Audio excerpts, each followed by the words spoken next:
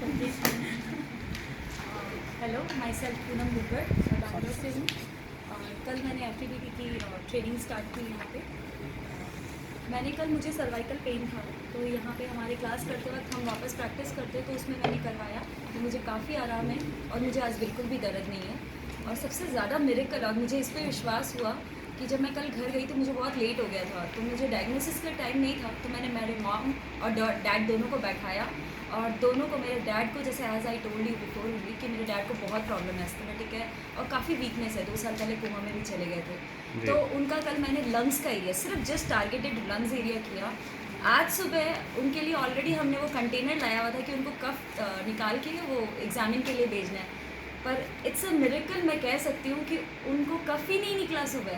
मैंने कल रात को सिर्फ 5 बार उनको मालिश करके छोड़ दिया, उनको सिर्फ कफ ही नहीं आया। मैंने बोला पापा कंटेनर में कफ डाल दिया, कफ ही नहीं आया, क्या डालूं? वेरी और मेरी मॉम को जैसे वेरिकोस की प्रॉब्लम है, तो मैंने खाली टारगेट किया उनके नी और इस तरह के एरिया को। उनको कल रात को आराम से नींद आ गई और वो रात में 4 से 5 बार वॉशरूम जाती है, कल सिर्फ 2 बार गई। तो ये दोनों के लिए बहुत बेस्ट, दो both are very happy today. And मेरे भाई को थ्रोट में बहुत ज़्यादा इन्फेक्शन था, वो राजस्थान से आया था।